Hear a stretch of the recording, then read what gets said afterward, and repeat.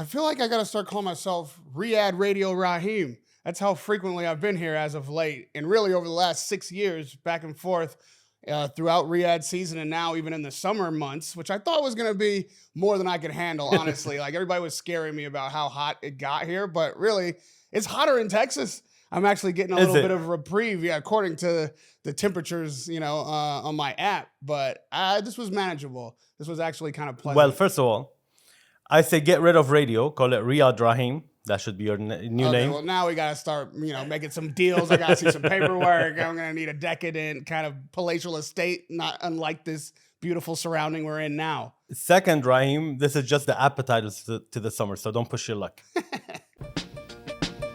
Hi, Michael Buffer here. Let's get ready for Boxing Arabia.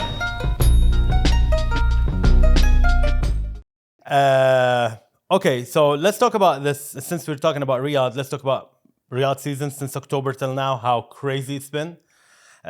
We've seen massive events. I want to take your input on them, like Battle of the Baddest, Day of Reckoning, Knockout Chaos, Ring of Fire, 5 versus 5. How do like from your perspective as like a Westerner or like someone who lived in around Vegas, Madison Square Garden, New York, London, O2 Arena, like how do you compare? It's been an experience to watch this place grow, not just the scale of the events, but also the audience that has become boxing fans and loyalists. Like sometimes now I'm seeing the same people over and over again that are really getting committed to the sport. I'm seeing more boxers, more boxing establishments like gyms and trainers now are starting to come out of the woodworks. I'm seeing a local boxing press that really didn't exist when we first started doing shows here. Right.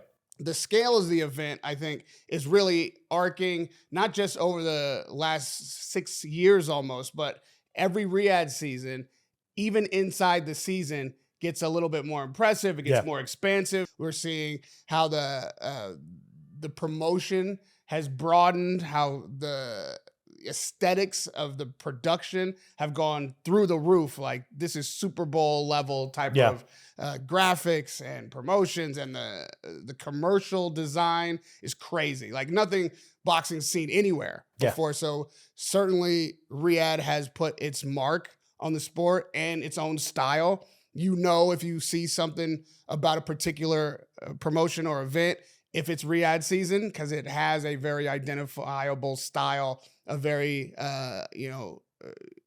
specific type of promotion that is top shelf everything.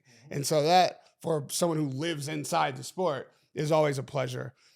For this particular season, of course, I'd say this is the best one yet. Like, also it's June, so it's the longest one yet. But I mean, to have Undisputed, to have this 5v5 kind of capstone the whole thing. But let's not forget, we had the hugest crossover event, period, with Tyson Fury and Ngannou. Every time you come here, it's at another level. And so His Excellency giving the kind of attention and the kind of investment, and also making people who would otherwise be working against each other work together to create the best product, has produced these series of fights that are just unmatched. Even in the 80s, even in the golden era, we weren't seeing fights like this back to back to back. We didn't have such a small world that exists like it does now online, where fighters from all corners of the earth can come together and be seen globally. Correct. So, the time is now. Like, this is if that was the golden age, this is the platinum age of boxing. Anthony Joshua coming and doing the business, shutting these MMA talkers down with that, first round knockout of Ngannou, which is what boxing needed to prove that that's how that was supposed to go. That was the statement needed. Yes. Exactly. Tyson Fury comes back at Undisputed, and while not getting the victory, puts on a hellacious performance, a very close fight, the kind of fight you should have for a heavyweight Undisputed bout. Usyk is victorious. He has his moment. It's like hard-earned, hard-fought. We know how many times that fight was tried and not made. We know how many times that fight was scheduled and postponed. And then it finally comes off and delivers. This is the platinum age. This is the platinum age. And the two promoters who are most responsible for making that happen by working together under the guidance of His Excellency, had their showdown to capstone the whole thing, which was more than appropriate, right? Eddie Hearn and Barry Hearn. That's where the rivalry, that's where the real Frank Warren bad and Barry blood Hearn. Yeah. started. Frank Warren and Barry Hearn is where the real bad blood began. And it was so bad and so deep-seated that it went to the next generation of Eddie Hearn. And one day I think it'll get passed on to George. George Warren and Eddie Hearn. Right. So, or maybe Eddie Hearn Jr. Who knows? I'll tell you something. Like, I think the fact that Frank and Queensberry were not only able to be victorious, but also to produce a shutout was something that the gold guy earned. You know what I mean? Like, he's had to kind of suffer through some big Matchroom wins over the years. Matchroom was really, kind of eclipsing Queensberry for a second there until they got Tyson Fury. And it was like, oh, it's Tyson Fury the only thing they're going to have, and it's Queensberry on the ropes. Right. And, of course, old Bricktop finds a way. He finds Saudi. He makes the kind of deals that were necessary to put this kind of event and these kind of Riyadh seasons on. Here comes Eddie. It's like, all right, he's not going to let Frank have that all to himself. Yeah. And His Excellency has the wisdom to put these guys together, put all the networks together, create an environment where everybody can get what they need to not only get paid, but to give the boxing fans what they deserve. And then here we sit. Frank Warren, Queensberry, 10-0. Total domination. Total domination.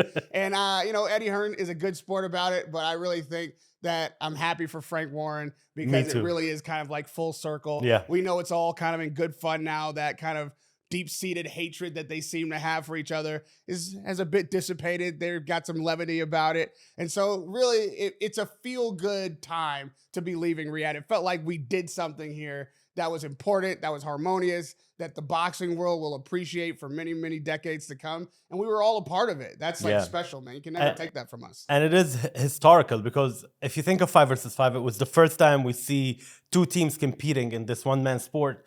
Ring of Fire was the first undisputed heavyweight championship of the world in about a quarter of a century.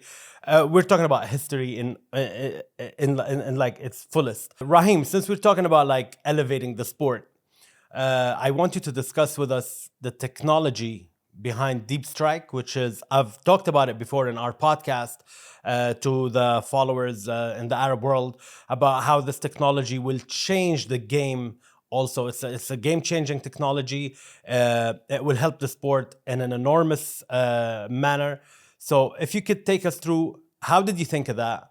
How did you guys put it together? How can it serve the sport of boxing? Well, Deep Strike is a product that is produced by Jabber. And the reason you know that Deep Strike branding is because I've shared it with you kind of from the beginning of me getting involved with it and discussing, bringing it here to Riyadh. So Deep Strike is a technology that is AI-based that brings to the boxing fans, the commentators on the show, and transparency really to the community at large about what actually happens in a fight. And what I mean is, well, what do you mean? We watch the fights, we know what happened. Mm-hmm. But the reason that you have so many arguments that go in so many different directions when there's a close fight is because no one can really agree on the facts. And we've never had a system that delivers transparent, sustainable, objective, consistent, accurate statistics for each and every fight.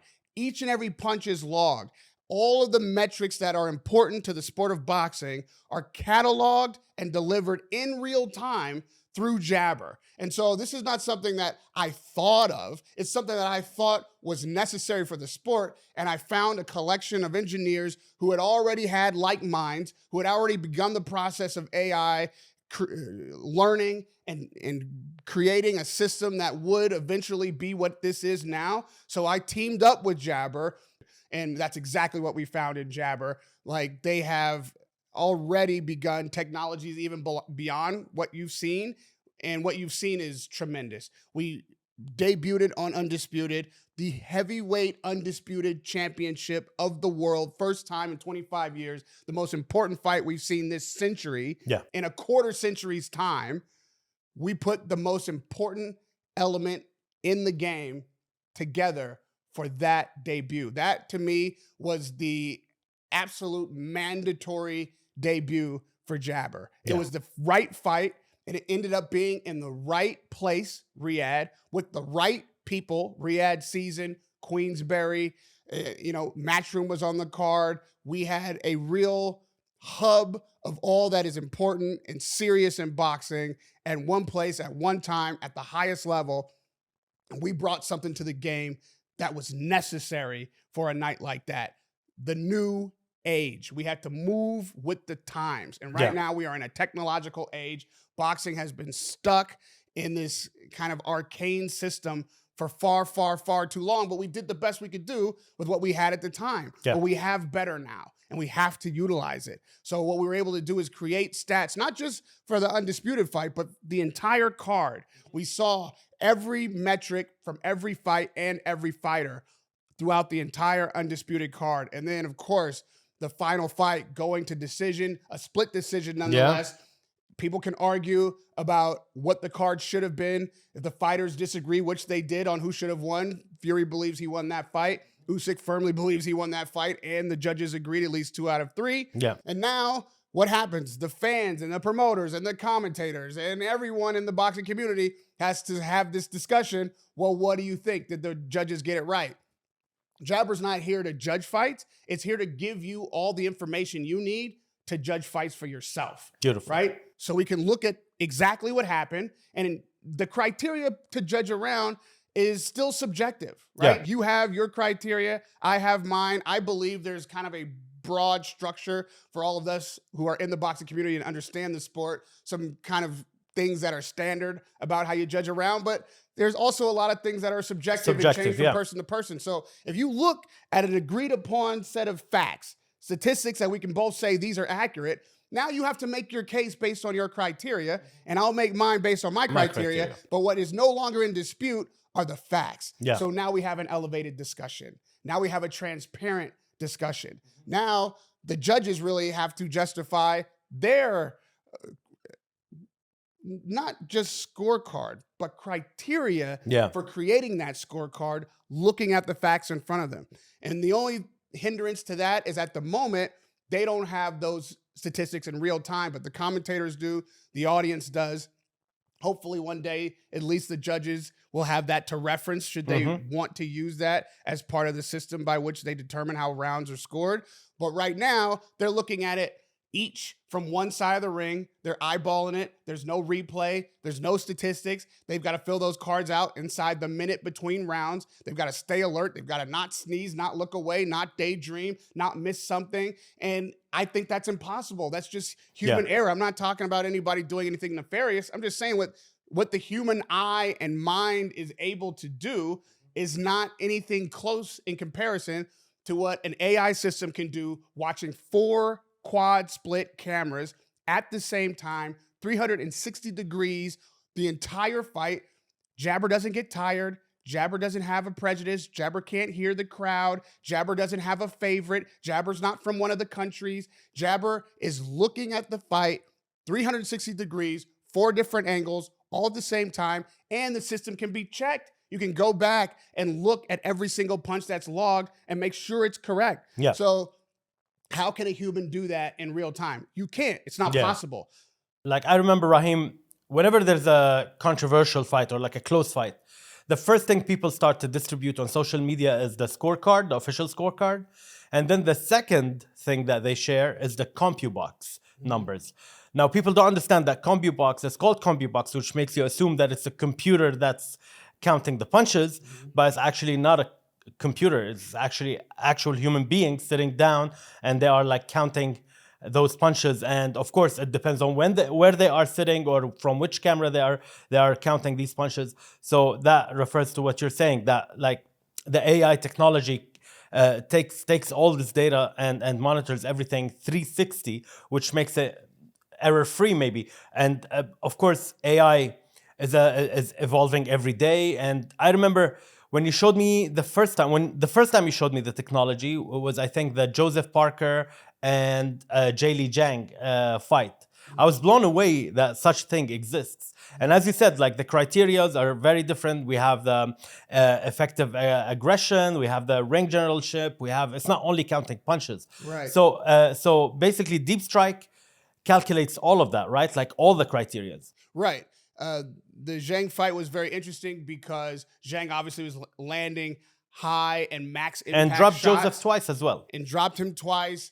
But Joseph was busy. He was landing, a majority of the punches. But then you can juxtapose that with who was landing the harder shots. Clearly, that was Zhang, hence the knockdowns. And so as you get to the end of the fight, again, this criteria comes into play. It was a close fight. It was. It wasn't like, Joseph Parker just ran away with the fight or beat up Zhang. But I would again say by my criteria and most criteria that I think run along the most common perspectives on how to judge a round, he was victorious, Joseph Parker. But now you can see how he was victorious and how a guy edges the rounds and how a guy can get knocked down twice in a fight and still win it because of the way boxing is scored round by round. And I'll tell you another metric that is not an official metric or isn't used to judge who wins a boxing match, but by a lot of people's understanding of just how the world works and fights as opposed to boxing matches, which are two different things, really. We say it,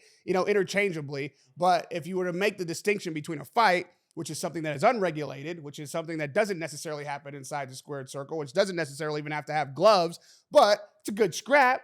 We've all been in, those. Yeah. And not all of us have been in a boxing ring. So if you watch a fight and then you say this guy got hit more times, he got hit harder, and I would rather be the guy who was getting the punches off and hitting the guy harder than the guy who got hit more but didn't get hurt, right? But during the scoring of rounds, maybe the guy who didn't get hurt got hit more often inside those 3-minute blocks. Yeah. And so the guy who's winning the 3-minute blocks wins the boxing match. But at the same time, the guy who loses the boxing match sometimes wins the fight. Yeah. And what I mean by that is, that's the guy you'd rather be. That's the guy who knocks the other guy down twice. That's the guy who maybe busts the guy's nose or breaks the jaw and still loses the fight. And people who are not like really boxing, enthusiasts or obsessive about the sport and how it's judged don't understand how you could lose a fight in that way.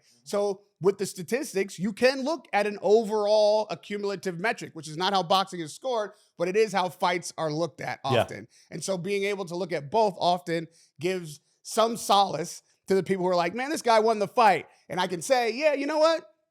I can see how you believe he won the fight, and maybe I agree. But he didn't win the boxing match, because let me break this down into 3-minute segments for 12 rounds, and I'll show you how he lost the boxing match and won the fight. That's just something fun you can do with numbers and do with statistics. And this actually I took to the next stage with 5v5, because as you said, it's a team effort. That's not something we see in professional boxing. You it was the first like ever, outside of the Olympics, right? Yeah. And so looking at it as a team, you have Queensberry, you have Matchroom. Each individual fight we have statistics for, as always. All the normal statistics and panels were generated. But what we decided to do in this unique situation was also create team statistics as an accumulative number for all the fighters on each team into one number, as if it was a composite fighter. And then we credit Eddie Hearn and Frank Warren individually with their team's full stats, as if that's their personal fighting boxing stats, which we will show, and you can see how that breaks down. Again, nothing official about it. Not even in this competition was that something that was considered. Right. Could have been, though. But it's fun. It's a lot of fun. It's a lot of fun. Looking at it like that was like, that's an interesting metric by which to judge each team, even though you were looking at a bunch of individual fights, which is kind of like looking at a bunch of individual rounds and then judging the fight as a whole. A whole scorecard, as in a whole fight. Yeah. Amazing. Do you want to do like a demonstration of, like, for example, 5 versus 5? If I'm going to think of one fight that was extremely competitive last night, and it was a split decision, I think of the Raymond Ford and Nick Ball. Sure. Do you have the statistics for that? Do you think we can? We have the statistics for that. We can put them up right now. And one metric I would look at in that fight while I was watching, I was like, man, you know what's going to be fascinating? The combination punching. As you mentioned, and correctly so, we have so many metrics outside of punches thrown, punches landed. Of course. What you're accustomed to seeing. Not only are those stats accurate, but what is accumulated throughout the fight are different and more specific, boiled right down to each individual punch. How many times a fighter throws a single shot or a double shot, a triple shot, 4-punch combo.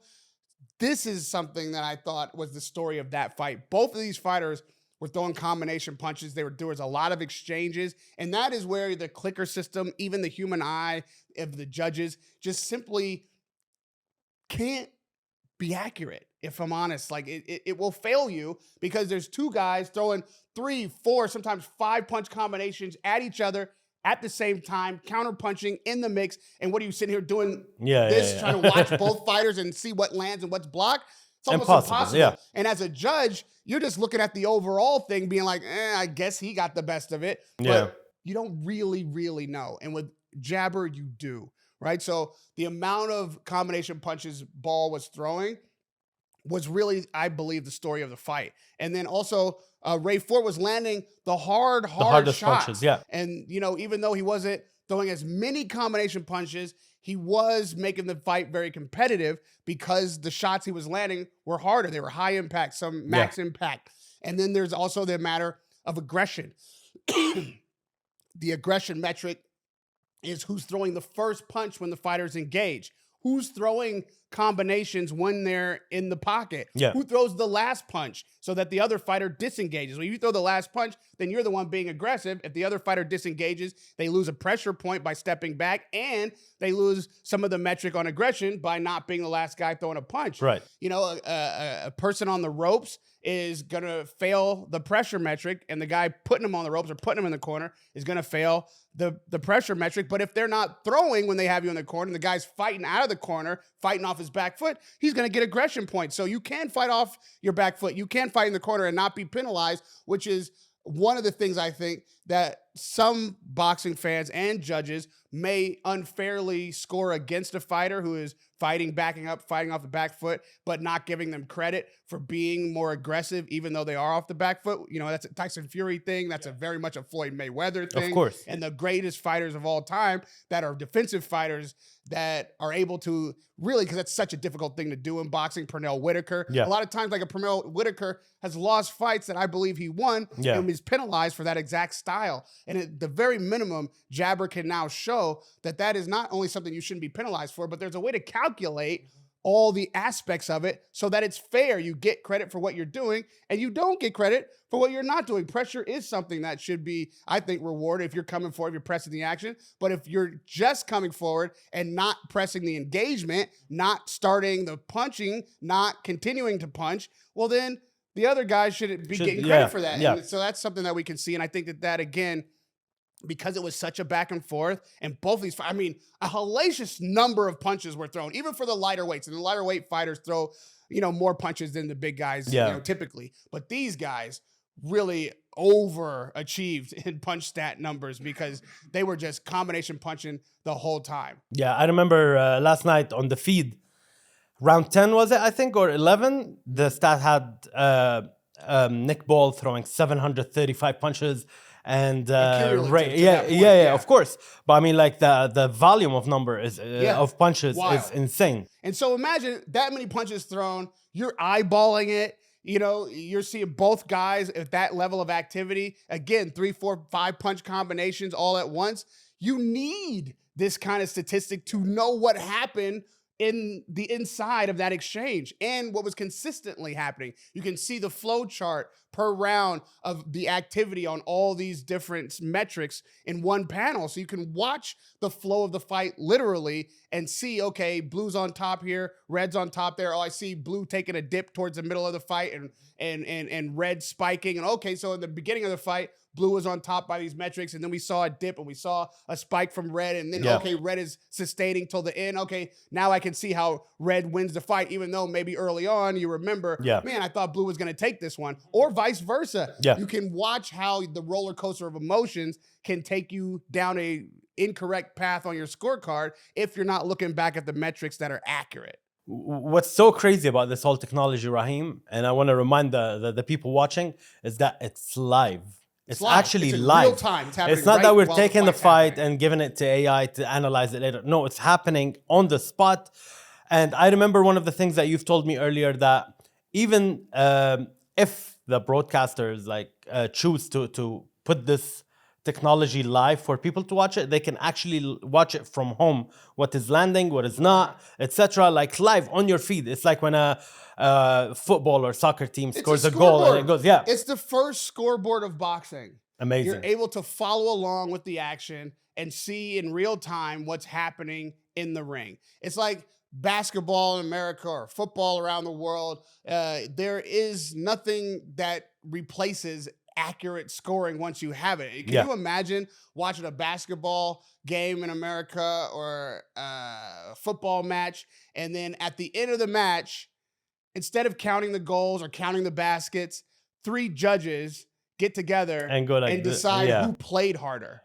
No, we need to know who scored more points. Right. We need to know who landed more punches. We need to know how many punches, what kind of punches. The quality of the punch is another thing. Oh, yeah. And it's not just the numerical totality, but was it a high impact shot? Was it a low impact shot? Was it a max impact shot? Was it a clean punch? The quality, did it get there undeflected? Was the impact on target significant? How did the body react? That's how we know how hard it was, right? These are things that we weren't even trying to score before because it's silly. We know the human eye can't figure that out.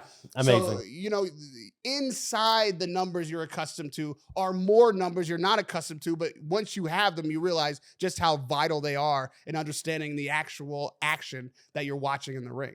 So impressive. So impressive and so game-changing. I'll tell you what was impressive. It was impressive that TNT, boxing, box office, TNT Sports box office gave us an opportunity to premiere that on Undisputed.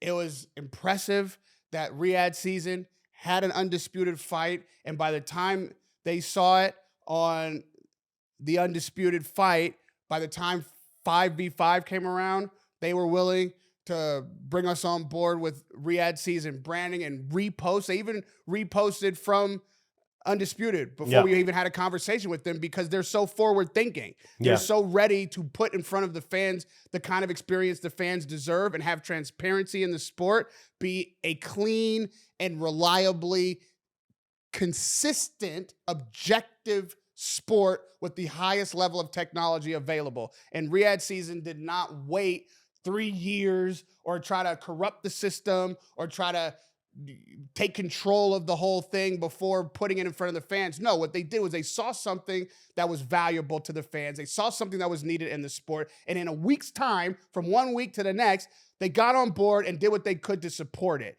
That is impressive. That's it's impressive. Impressive that at this stage, at the end of this, extended Riyadh season after the 5v5, we not only have an undisputed heavyweight champion, we are on the horizon of having an undisputed light heavyweight champion. We have the highest form of technology when it comes to punch stats and analytics in the sport. And we're right on the cusp of a whole nother Riyadh season going global outside the country in Los Angeles.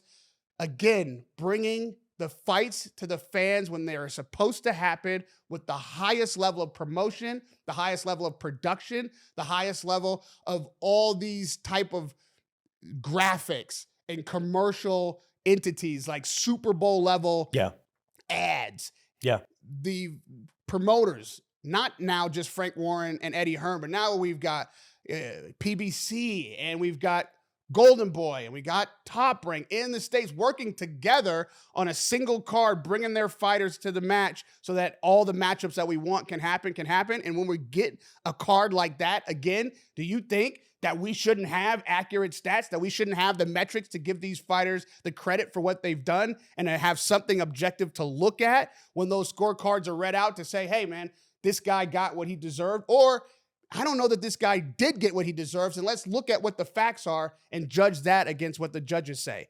That's what every fighter deserves, that is fighting at the elite level, that is putting his life on the line when he climbs through the ropes. And what's impressive is that Riyadh season got behind it immediately, that TNT Sports broadcast gave us an opportunity to show it around the UK and ultimately to the world. And that someone like you who is sitting here in this boxing game and knows the value of it has taken the time to have this conversation about it and bring it to your fans and let the Saudis know what is happening here in Riyadh season, how valuable it is to the sport of boxing. Raheem, thank you so much for this technology, first of all, not for your time here. This is game-changing, as I said, and the moment you shared it with me, it blew my mind, and I'm sure everyone that's learning about this right now is going to be anxious to try it and experience it and learn from it, and it can definitely end a lot of debate and a lot of a lot of people say that the sport of boxing is dying because of all of this dodginess and how corruption is being very vivid in boxing and all of that. This can put an end to all of it, and can't thank you enough for that and for your time here. And of course, Riyadh season for all these events, and His Excellency for his passion and his efforts to bring in the sport of boxing together through these events and these promoters and giving every fighter a very fair chance. I mean, even yesterday, for example, when Malik Zanad put his performance against Bivol, at the end, he promised him another fight. He was very proud of him, and and so on and so forth with a lot of fighters. He gave them chances. He's giving the fans what they need, and it's a great time for boxing. It's a golden era for sure. Right. You've got to look up Jabber AI. It's on YouTube. You can see some of the fights that we've done in the past. You can see some of the old fights that we weren't using when the fights happen, but we take some classic fights, run them through the system so you can see the statistics on some very controversial bouts. And of course, these fights that just happened in the past 3 weeks, we have all the analytics, all the statistics for that.